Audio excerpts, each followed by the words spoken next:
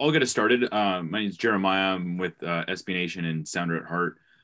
Craig, what, from your perspective, how was the interview process? How long was it, and what can you tell us kind of more broadly about your history with Garth?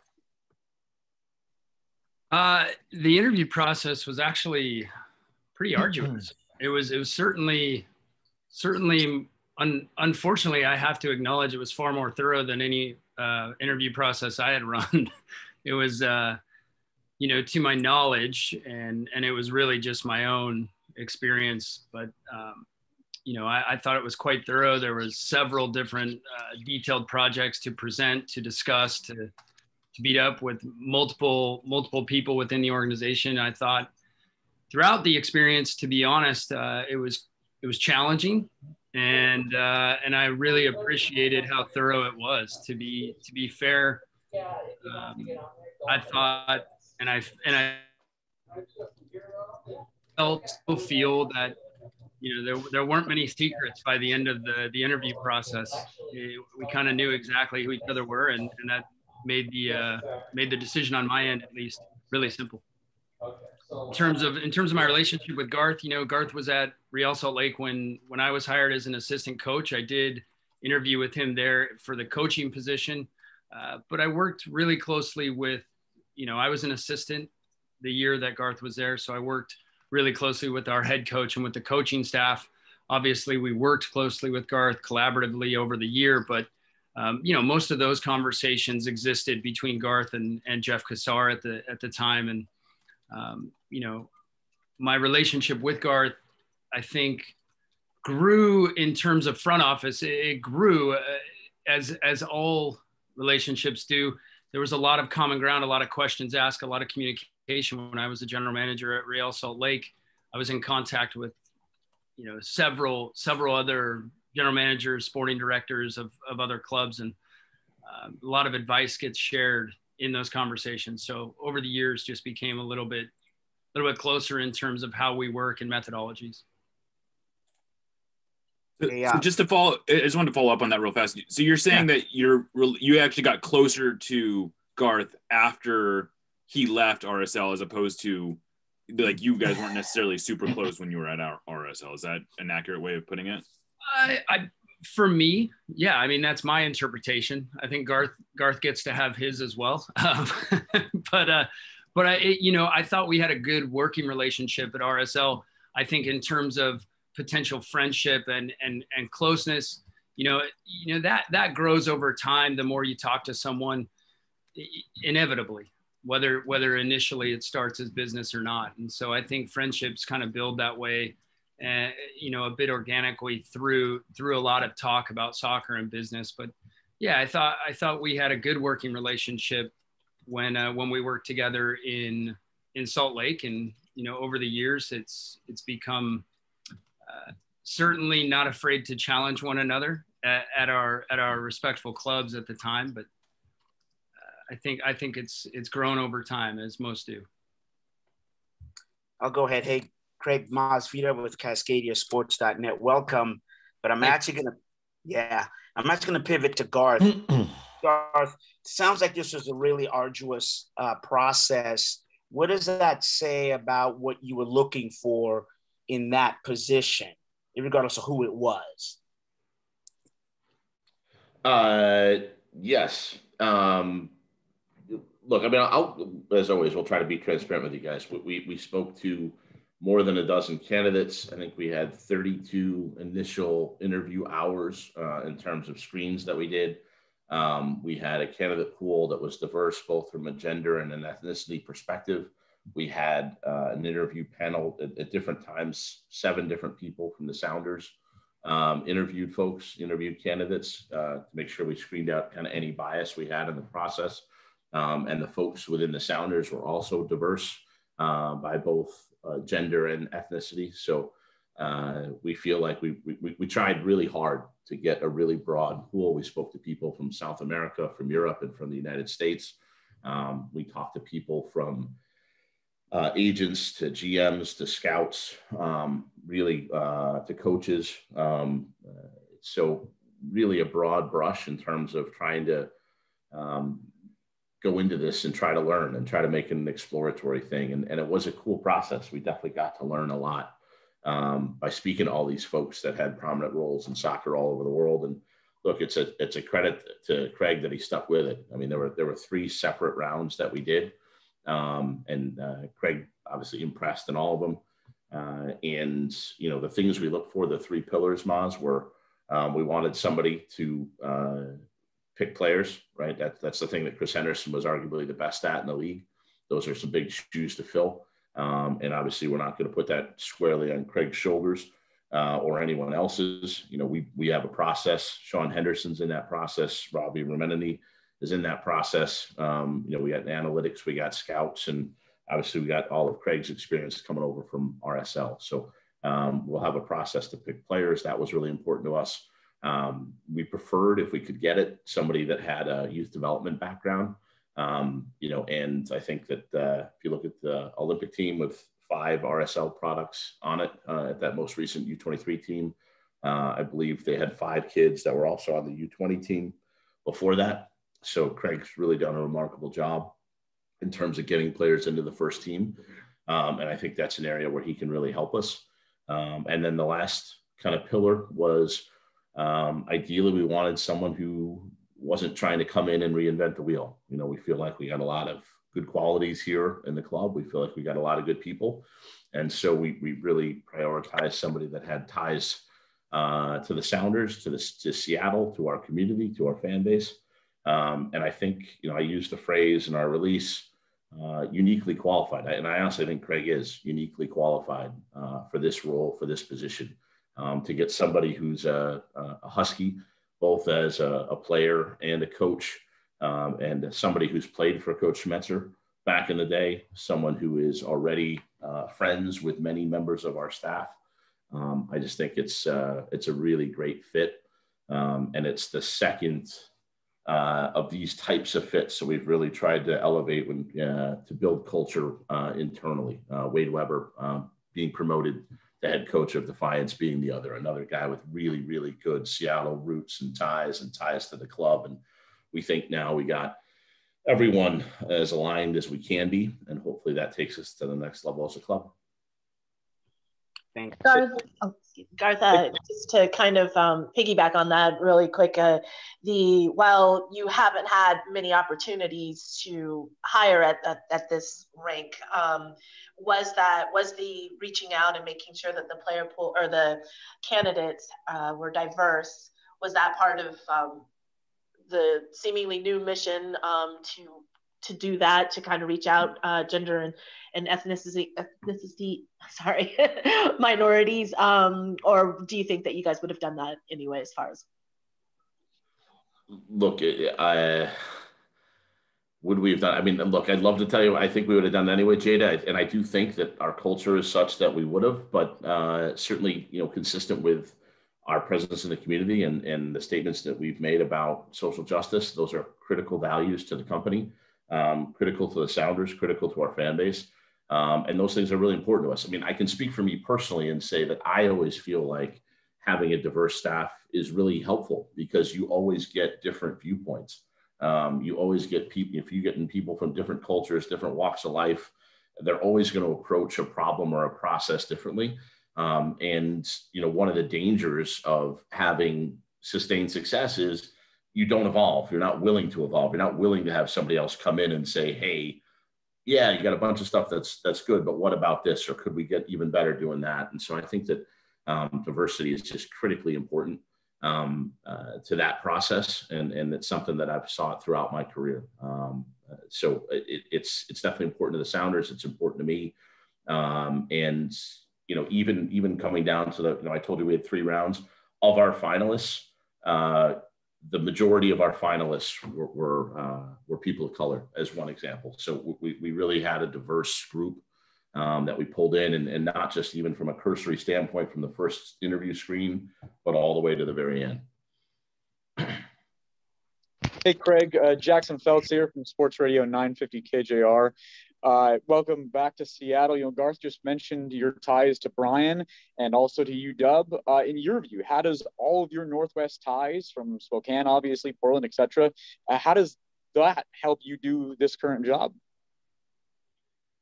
That's a good question. I think the biggest challenge when you enter any club is really figuring out the culture and the identity, and really what's happening inside, right? It's how the staff feels. It's that daily kind of integration of the players and the identity that's created behind those walls.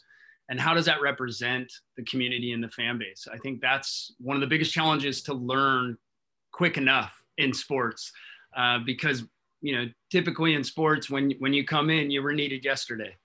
And so I think the familiarity with the community is important. I think having been able to spend a little bit of time back there with University of Washington, with Jamie and those guys over at on his coaching staff there, I actually got to be a fan of the Sounders then, while I was coaching at Washington. And, my family enjoyed games very anonymously in the crowd. And so just having a little bit of a feel for the community, I think helps coming in. I think there's an identity that is undoubtedly, the crowd is an impact. It has a specific culture to it. And I think that's advantageous for me. And on that culture, you've been around this organization for decades, right? So how have you seen the culture evolve from the time that you played versus now taking over now? From the fans to just the atmosphere here around the city about the Sounders.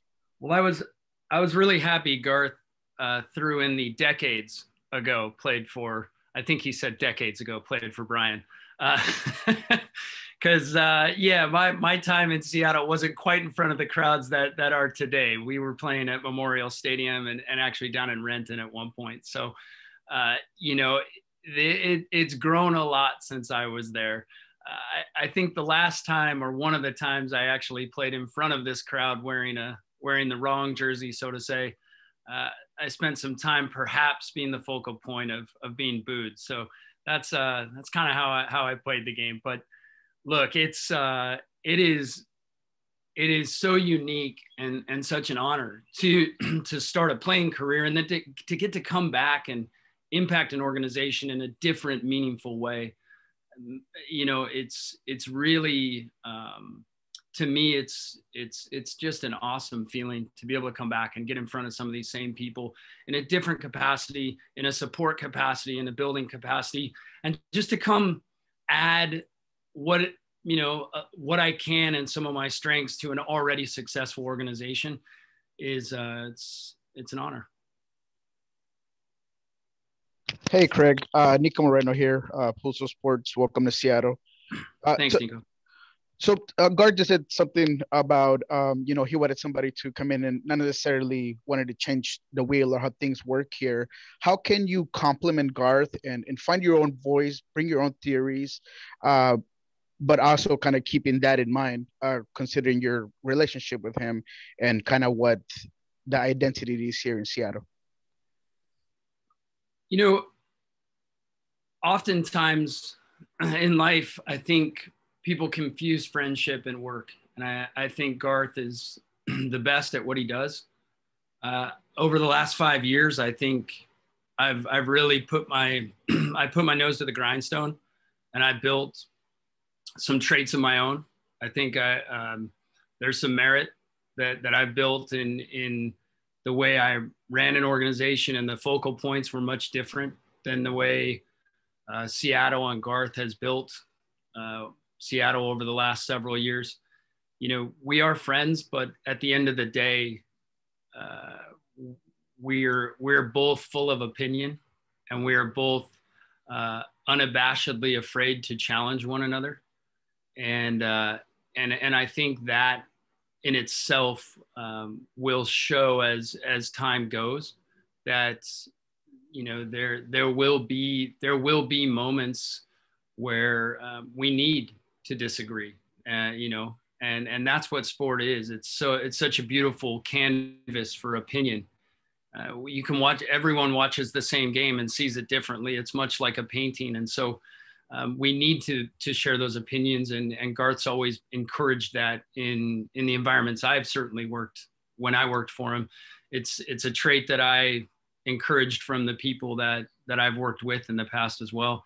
In terms of adding, you know, I don't make grand statements, and the reason is simple.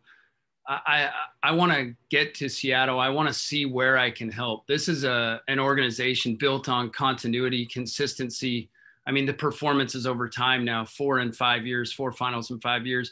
These things speak for themselves. And I consider my role, Nico, coming in and really seeing where I can refine perhaps some rough edges that I can identify and help the most at, as opposed to, you know, I understood the pillars. I still understand the pillars of the focal points of my interviews. Those are very clear endeavors on my part to come in and add to. But by no means is it my role or do I feel my responsibility to come in and completely change. I don't think that's necessary, but I like to evolve. I like to evolve myself. I like to help the organization evolve, and that's really the goal. So if that requires an elevated tone every once in a while, then that's what it requires. Thank you. How do you separate yourself from, obviously, those big shoes that you're filling? You're coming in for a guy who had been here since the very beginning, that was very successful. How do you kind of, you know, take that pressure away or separate yourself from that Chris was here? Well, Chris was there before the beginning. I mean, he's been there forever. He's a Seattle legend, you know. And thankfully, I have friendship with the Henderson family that dates back a while as well. But he's one of the names that in Seattle, you know, and there's several, but his name goes in the legendary status. And you know, to come in and replace, you know, look, I find it really hard to use a phrase like replace, because everyone has strengths, everyone has weaknesses, and everyone, quite frankly, presents something a little bit differently. But the challenge is what excites me. The challenge of following, and Garth said it, I think, accurately, probably the best talent identifier in the league for so many years in Seattle.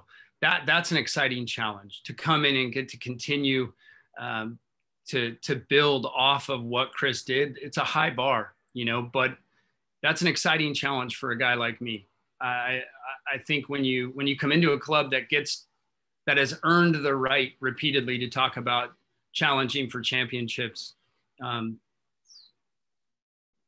it's a masochistic thing. We love the biggest challenge.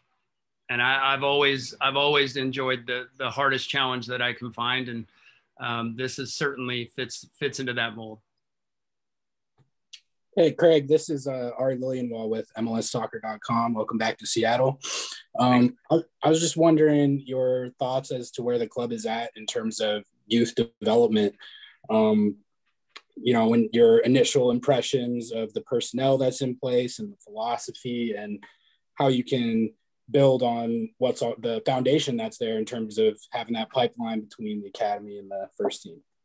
Yeah, I think first and foremost, it's the foundation. You know, I think a lot of the hard work has been done. You know, there's been plenty of attention given to the growth since Garth has gotten there, and the focus that's been put into the youth. You know, Henry Bronner, Gary, Wade, these are all guys that are wonderful at what they do. I'm looking forward to getting in and really getting to know some of these young guys. I know our first team staff is excited about several of them.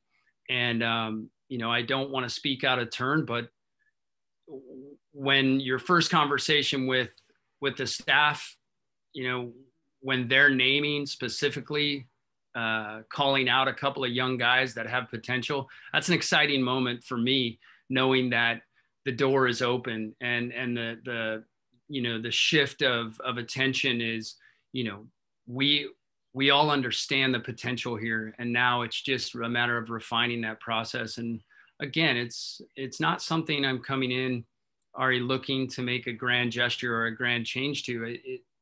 The foundations are already there. Perhaps it's just a new set of eyes, one little tweak that I can present and add perhaps a little bit of continuity just in that flow, that upward flow of player and development and viewpoint.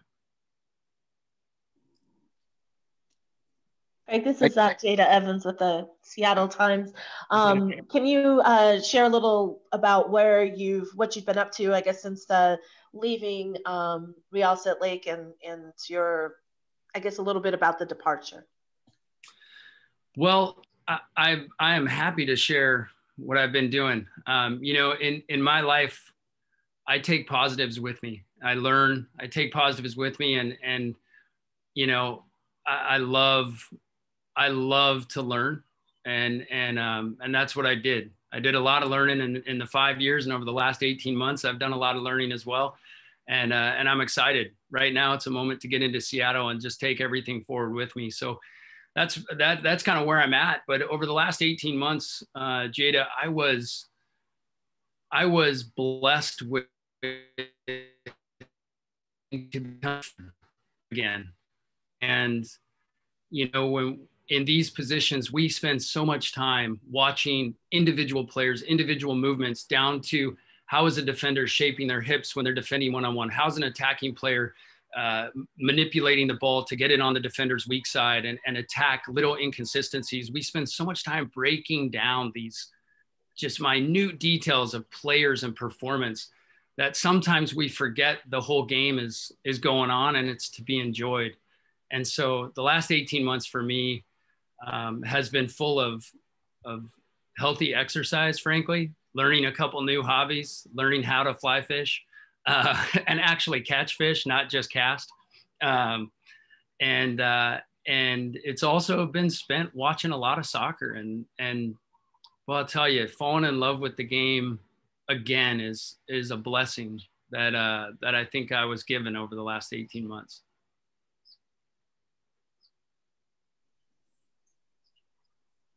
Hey, Craig, Masvidal again with Cascadia Sports Network. I'm just wondering what now do you see as the best pathway, if there is a best pathway? If I'm a 15-year-old player and I want to get to the U.S. men's national team, do I go to the academy? Do I go to college?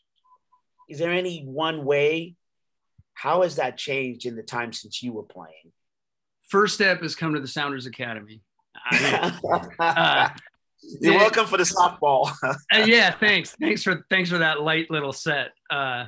Look, there's a million paths to take, and one thing, and again, this goes back to one of the first questions asked about the interview process. Was it was not only thorough for me to produce, but it was also thorough in what I learned about the organization. I believe the Sounders are set to really succeed in those development paths.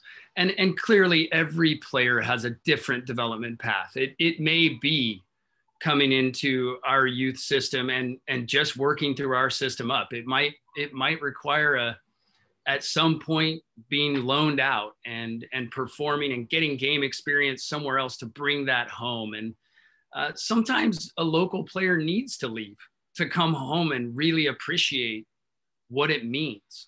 Because when we grow up, we all know that those development processes are differently in terms of maturity and performance and the challenge and what we think our environment is versus what it actually is.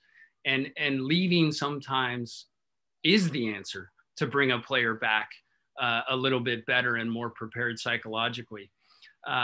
There's so much that goes into the modern athlete that didn't go in to when myself or Garth were earning our opportunities. The psychology of the modern player is extremely relevant in the conversations. It's a much more technical game, I think, at this point.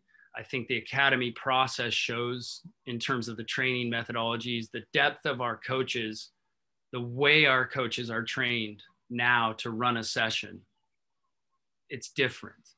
And that, again, that evolution of not only player, but coach in America is so vastly different today that we have to be willing and open-minded to continue to learn and to continue to grow with the modern game.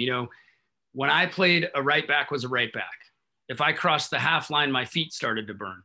but that was the role. Nowadays, you need to, in that particular position, you must be comfortable on the ball in the attacking third of the field, and you must get to the attacking third of the field. So much of it goes into individual decision making and player progressions, and specifically having the courage as an organization, I believe, to have different player progressions. Each individual progression plan is going to look different, even though the overlaps could be similar in terms of age group.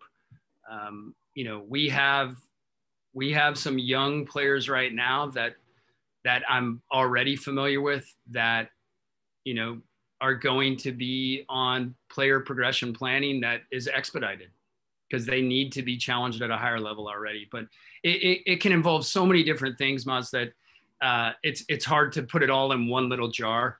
But it involves everything from loaning players out, training them ourselves, playing them before they're ready, just to make sure, putting them at levels to psychologically show them specifically what we're referring to as an organization they need to improve on, and then communicating that back to them and training them appropriately.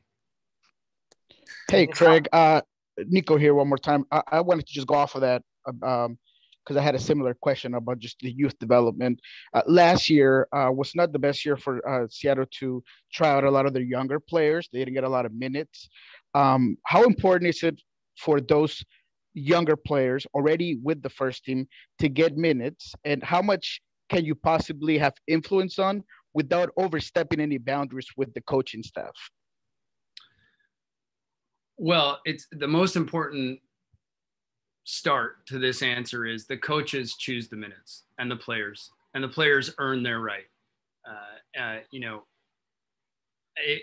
It will not be my position to speak on behalf of the coaching staff, and I never will, to challenge a decision made on player minutes. Those are earned minutes at every level for every player, and those decisions are made by Brian and his staff. So I firmly believe in that process in terms of preparing those players to earn those minutes. I am really excited to get on the ground and see where I can help. I don't think the organization is lacking for young, talented players.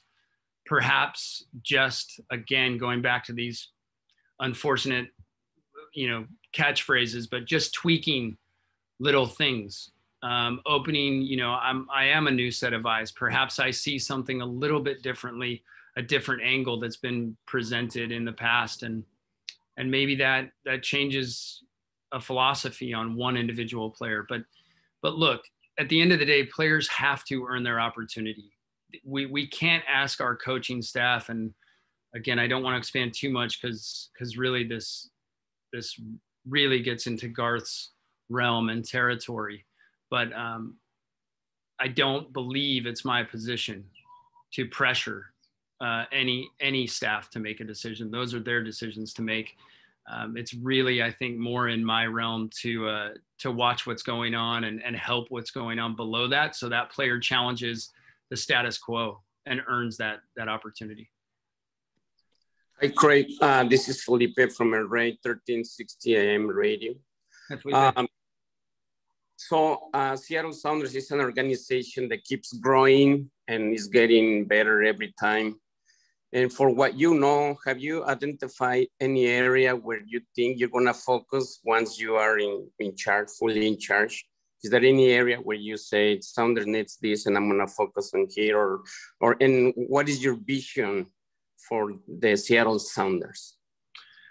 Well, the pillars that Garth mentioned earlier are clearly what I'm being asked to focus on initially. And at no point has it been suggested that I am limited to simply having opinions on those pillars. But, my goal is to get on the ground and really familiarize myself with everything going on as best as possible, and just immerse myself into all levels of the organization. And then, apply my experiences in the past to where I think perhaps there's improvement, but I'm very open-minded in the process. It's a remarkably fluid process, and no one is ever right 100% of the time. So, you know, my goal is to come in and really help refine where I can.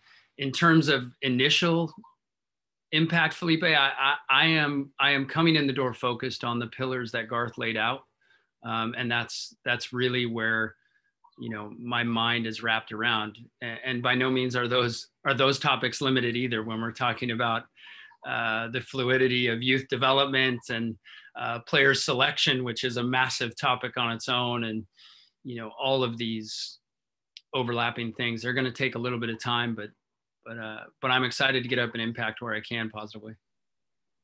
Hey, Garth, a couple quick ones for you. First off, Craig talked a lot about his history with you. What's your history with Craig in the time where he was the assistant coach, and then also he talked about kind of you know, knocking heads a little bit. What's your experience and history with Craig? I think I was telling if I remember this. I think I hired you in an Olive Garden. Does that sound right? Was that or a Ruby Tuesdays? It was something really formal. Yeah, it was. If you get any insight into our dietary habits, if nothing else, and Waibel's a lot healthier than me. Look, we didn't know each other at Salt Lake. Like I hadn't met Craig before. I heard good things and you know, was interested and, you know, spoke to Jamie about him and you know, was highly recommended, et cetera. And we hired him at Salt Lake and you know, did well as a member of Jeff's staff. And then I took off. So, and I've been at Seattle, and as Craig articulated, you know, we stayed in touch. And when he was elevated to become technical director and then GM, if anything, we had more in common than we'd had before. You know, when, as Craig articulated, we were kind of doing separate jobs. And, you know, we've stayed in touch, and we're both CSOs for 4 or 5 years together. And, you know, Craig did a great job. So definitely stayed in touch and had conversations. And, you know, obviously, you know, we know a lot of people. He didn't come in and clean house of all the people I had hired at Salt Lake. So that probably did him a couple of solids in my mind, since I liked a lot of those people. And so, no, but look, like, stuff like that, like we tend to want to hire and work with similar people. And we want to work with smart people, and we want to challenge each other. And, you know, I have a little adage, Jackson, I think I've shared on your show at some point, you know, I know what I think, I need to know what you think. It doesn't do me a lot of good to have somebody come in and not speak their mind. So, you know, I have many faults, but being too soft and cuddly probably isn't one of them. I'll let Craig try to correct me if I'm wrong there, but we'll hug it out when we need to, but we'll argue when we have to. And, you know, I'd go so far as to say that Craig and I have enough, I don't know, nuance to our personalities that we even enjoy arguing a little bit every once in a while. So, you know, I think it's going to be a good working relationship. And look, Craig is going to work with me, obviously, right? And that's part of the partnership, just as Chris worked with me. But Craig's being brought in here to work with everybody, you know, and that's his skill. I mean, if you guys think about this, man, Craig's arguably overqualified for this job. I mean, he's already been a number one. He's been a GM. So, and the thing you get at a place like Salt Lake, where you have dramatically fewer staff, is you have to do everything. You have to be competent in absolutely everything. And it's a great training tool. It's a great training environment. I certainly think it helped me. And I would anticipate it's going to help Craig in the same way. So he has a little bit of insight and a little bit of experience in virtually everything. And again, as a trusted voice who's done well in a lot of those areas, I think he's going to be a real help to Ravi and to Sean and to the coaching staff and to Wade and to Gary and to Henry and on and on, where there are areas of collaboration and, again, a fresh set of eyes, and to say, look, I know you've done it this way for 5 years or 10 years, but, you know, here's something we tried at Salt Lake that really worked for us. And some of the stuff we're going to say, hey, that we don't think that applies here. And other stuff will be like, hey, that's a great idea, man. Let's pick that up. So I think there'll be a lot of conversations like that. But certainly, you know, Jackson, the direct answer to your question is we are really lucky to get Craig. If I'm honest, I'm really surprised that Craig wasn't snapped up in any of the other GM searches. I mean, this is a guy with a really good track record, a really impressive resume. And again, for us here at the Sounders, even a uniquely good fit from a culture standpoint. So I think we did about as well as we possibly could here. And as Craig said, it's going to be a real challenge, right? I mean, I was the dummy who took this job after the Sounders won the Open Cup and the Supporter Shield. So Craig's a little bit smarter than me, but he's got big shoes to fill in replacing Chris Henderson too. So we're all going to work together on it and hopefully pick each other up. For sure. And then the other one was, you talked about the pillars and what you were looking for in filling this job, and then the candidates and whatnot. How important was having a local person? Like if you kind of rank like what the things you were looking for, where does having somebody with local ties go on that list? Look, it was important, but we had 3 finalists, and Craig had local ties and the other 2 didn't. So, we tried to be really diverse in our pool. We tried to look at this as having a couple different ways to put the puzzle together, so to speak. And ultimately, we decided collectively that Craig was the best guy, and he had the best combination of all those characteristics. And certainly in Craig's case, one of the things that put him over the top was, again, this unique fit, having played with and having been teammates with Sean Henderson. Having Craig and I haven't had a working relationship in the past, all of those things. And look, Craig's known Adrian Hanauer for a couple of decades, going all the way back to when he played for the Sounders. So again, just top to bottom within the organization, it certainly doesn't hurt. And it certainly was something, Jackson, that was important to us in the sense of, again, not reinventing the wheel, coming in and feeling comfortable in the culture here. Someone who's I think Craig's lived probably about a decade in total in Seattle. So knowing the fan base, knowing the community, all of those things make the transition easier, and hopefully allow him to hit the ground running. Garth, I know you didn't list this as one of the things that you thought made Craig qualified, but he has some experience moving the RSL Academy from Casa Grande to Harriman. How big of a part was that, more infrastructure aspect of it, that he has some experience in kind of building out a new training facility and doing something along those lines? I know you guys have talked about trying to do something like that for a while.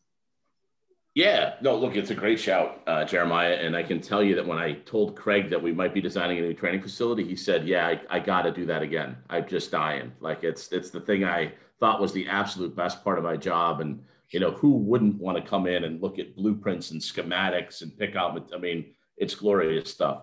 But kidding aside, Jeremiah, we continue to have a great relationship with Starfire. They've been great partners to us for a long time. We're very happy there.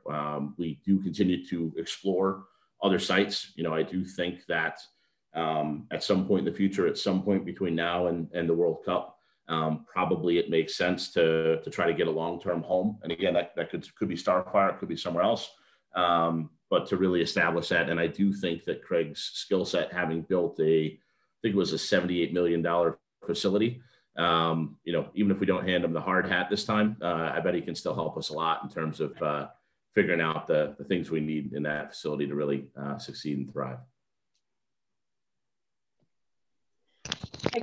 Jada Evans again with the Seattle Times. You had mentioned wanting to immerse yourself, but does that kind of prevent you from giving an opinion about the roster or what it looks like, now the first team roster and how it looks and what might be missing from it? No, we're sorry, Jada, we're well into that conversation. That had a lot to do with that, the extensive interview process as well. But I'll let Garth touch on it as well.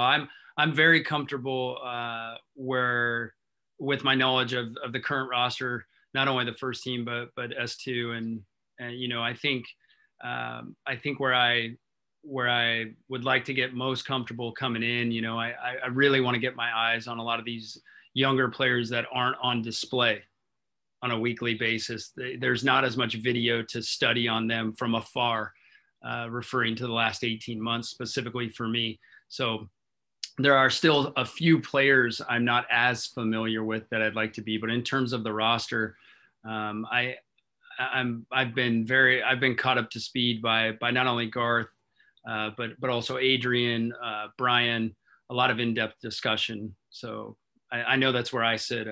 I know Garth may want to address it as well.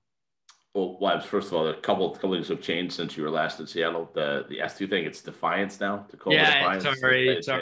It's the opponent thing from when I stepped away. And yeah. It's okay. We'll let you evolve.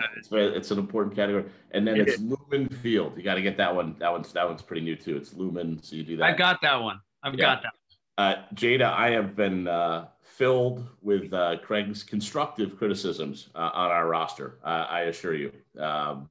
So more than maybe we could process in one conversation, but we are highly motivated to continue to make the roster better, and it's great to have.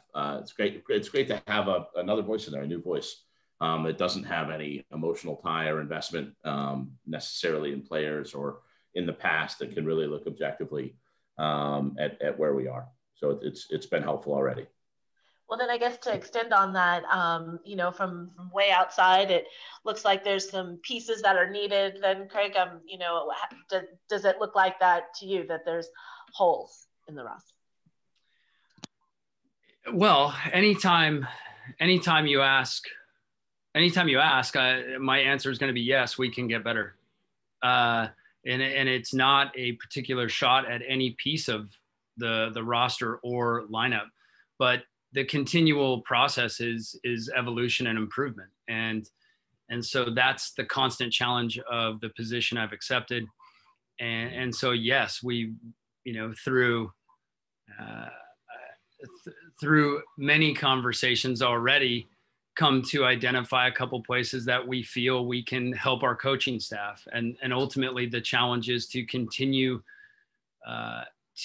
my process is to continue to aid Garth in building a roster for the coaching staff that is inevitably, we don't feel we can improve it anymore. The best part about that challenge is it's not going to happen. We're not going to get there because perfection is what we try and attain consistently in sport. And so we've identified a few positions that we think can help our coaching staff and our roster and our organization already. Hey, Craig, Mickey Turner, Sounder at Heart. Welcome to Seattle. One of the things you kind of touched on was the challenge of bringing some of the young players into the first team roster.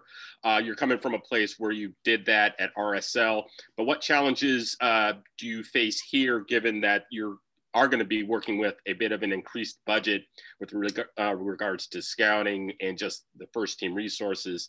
Just curious to see how you're going to work with that. That's obviously a good problem to have, more money, but it does present a challenge when they Sounders spend a bit more money on the first team roster. I think it increases the challenge of developing a young player to a level that really, they must earn that opportunity. And so when you're spending a bit more money, the theory is you're bringing in a higher level of player, and therefore the level of that young player to earn an opportunity has to be a little bit higher than it was. And I think that's the biggest difference is, it is a very stable roster. It's a roster brooding with remarkably talented players on the first team, and therefore it's a narrower scope of young player that's going to earn that opportunity. So really being able to focus on, whereas in my previous experiences we had a broad canvas of youth player to say, okay, let's see if this one works, let's see if this one works, and realistically there was a lot of way to challenge for minutes in those lineups put together when I was at Real Salt Lake. Now those are far more narrow opportunity.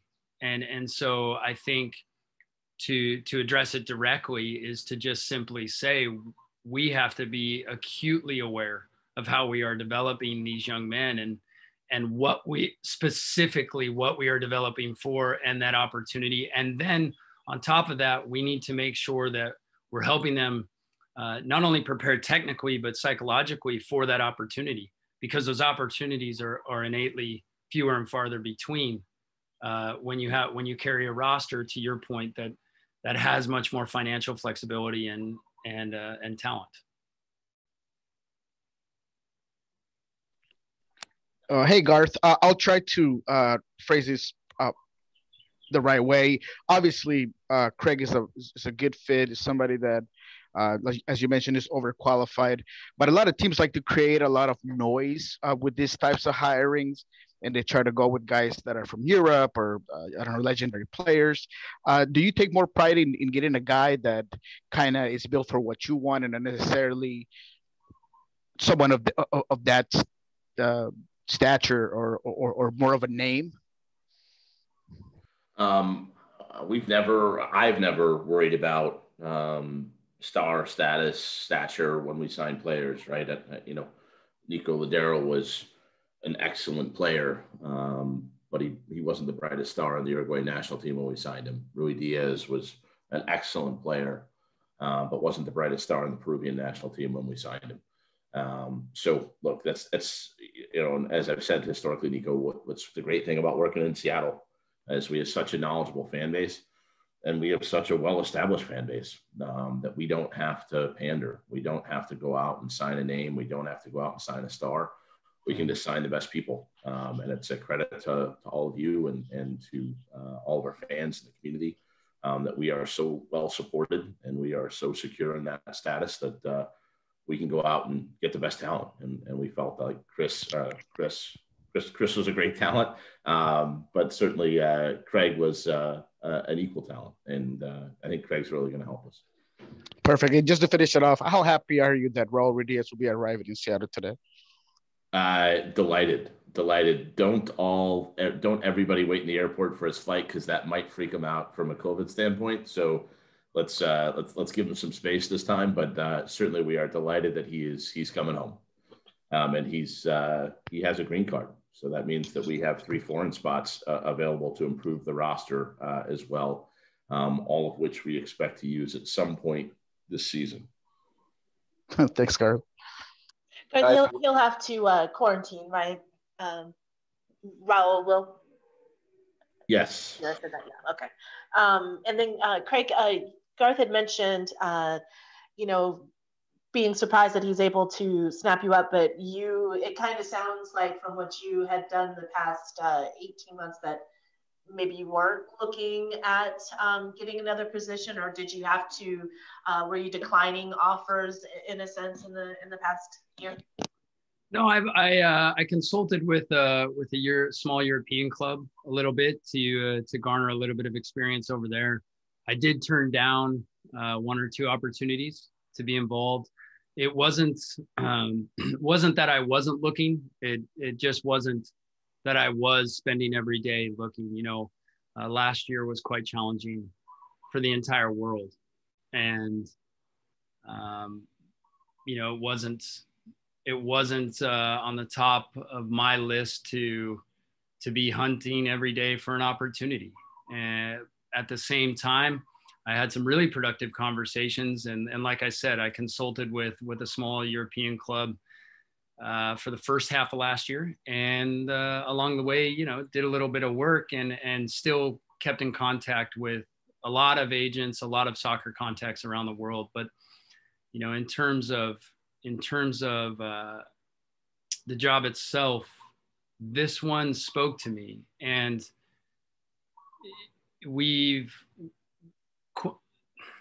uncommon in our league, yet common in American sport, NFL, MLB, NBA, NHL, you see these movements of front office, and it's, for me, this opportunity is a wonderful opportunity to continue to grow and evolve. And that's what spoke to me about this one that perhaps didn't speak to me about the 1 or 2 others that I didn't take.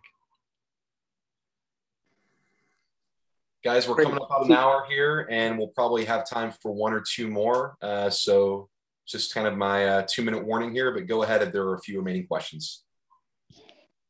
Real quick one, Garth, I'm sorry. So is there an amount of days Raul has to quarantine? Let me qualify this by saying that I am not a medical professional. but I believe that we expect him back in training early next week. Thank you. I guess I have one last one for you, Craig. Are you here now, or what about that process as far as getting your family here? I'm on the ground early Monday morning, and ready to go. My family will follow. They won't be traveling with me, but they'll be coming shortly, and we're really looking forward to getting there. It won't be an elongated process, I assure you. We're all ready to get up there and get going. Anything else? Actually, just real quick along those lines, I saw in the press release that your wife is from Bellevue. Does she still do you still have family in the area? Is this is this coming home for your wife essentially? Absolutely. Yeah, we do. Her parents still live in the same house she was raised in. So her sister, we've got a lot of family in the area where we're looking forward to. We are back often. We've just always been able to come back without a press conference. I think Garth, I'll give you a quick softball one for you. Last night, I don't know if you saw the game, the Mariners had fans in the stands. Did you get a chance to see just how excited the city was to have fans in the stands? I did. I got to watch it live. Saw the big comeback from 6-2 down, 5-run eighth, then win it in extra innings. I mean, that was an awesome game. We are rooting for our brethren over there at the Mariners, and they've been so supportive of us. You guys have seen the Ken Griffey statue, and Ken Griffey's one of our minority partners now. And, he's wearing a Sounders jersey for our playoff game. So we're always rooting for those guys, man. It looked great to have fans in the stands. And obviously that's out of our hands, Moz. We'll see what the state of Washington says going forward as to what's safe, and we'll follow that advice. And, obviously we got to wait and see, make sure everybody was safe last night. We're certainly really happy that everyone was there and enjoying themselves. And hopefully that will prove to have been a good and safe experience. And look, if the Mariners do well, then hopefully we'll have an opportunity to do something similar. But we'll wait and see, and we'll wait on the state of Washington and King County to give us the go ahead before we do anything on that front.